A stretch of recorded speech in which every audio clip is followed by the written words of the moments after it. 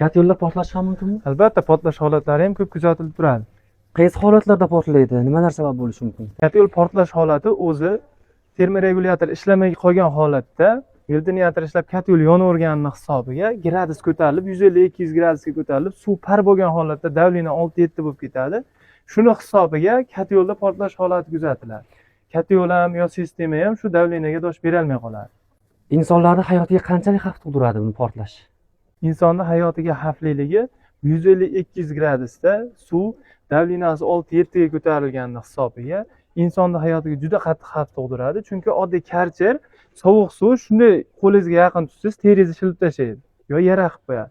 Endi bu ichida 150-200 gradus suv bo'lganligini, par bo'lganligini hisobiga bu qattiq zarar keltiradi insonga. Bu qaynagan suv bo'ladi-da, shunda. Qaynab turgan, parga qaynab hamki, parga aylanib turgan suv bo'ladi. Qaynab, parga aylanib, bosimni kuchaytirib yuborgan bo'ladi. Bu bosimning hisobiga ancha qattiq zarar beradi. Jiddiy kuch oqibatlarga olib keladi. Katta yo'llar portlamasligi uchun nimalarga e'tibor berish kerak o'zi? Katta yo'lda yasalishiga, choklariga, listlariga rossiyskiy list bo'lishi kerak.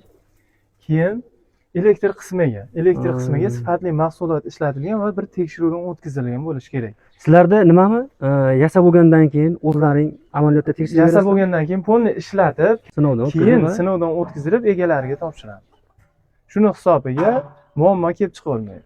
Oddiy misol ekonom bo'lishi uchun dvornikdan foydalaniladi, motorni o'rniga arzonroq tushishi uchun.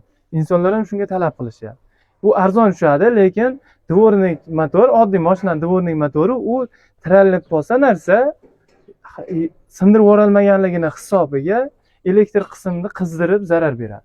Elektr qism kuygandan keyin katta yo'l yonishi mumkin, lekin portlash holati shundan ham kelib chiqadi. Endi buni portlamasligi uchun katta yo'limizga shu narsalarga e'tibor berish kerak va sistemaga sifatli mahsulotlarni ishlatish kerak. Zashda himoya vositalarini. Himoya vositalari vzrubnoy klapan deydi. Bosim oshganda chiqarib yuborish uchun. 3 davleniyadan oshganda chiqarib yuborish uchun vzrubnoy klapan qo'yiladi. Uni kas kalifey deydi. Agar o'zimizga aloqaga chiqsa, shularni o'rgatamiz, qaysidan qo'yish kerak, qanaqa qo'yish kerak. Agar shuni aytilgan mahsulot qo'yilmaydigan bo'lsa, bir davleniyada ham chiqarib yuborilishi mumkin. 3 holatlari ko'p kuzatiladi. Agar yo'q, 3 davleniyada ham qo'yib yubormasdan 4-5 ga chiqib ketadigan bo'lsa, u holat katta yo'lga yo sistemaga zarar beradi. Nimaga bu 4 davleniyada ham qo'yib yubormayapti? Gradus oshib ketdi shuni hisobiga. Gradus oshib ketgandan keyin yo sistemada yo katta yo'lda portlash holati bo'ladi. Inson hayoti uchun xavf tug'diradi. Ya'ni ozgina puldan qochmasdan yaxshiroq. Yaxshi sifatli mahsulot qo'yish. Narsani qo'ygan yaxshi.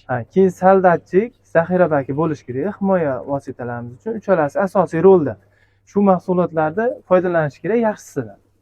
Zaxira bakini vazifasi vzrubnoy klapan chiqarib yuborgan suvni o'rniga sovuq suv haydab beradi. Katta yo'lda ichida issiq suvni gradus pasayadi. Shuni hisobiga xavf to'xtaydi, o'rnida qoladi.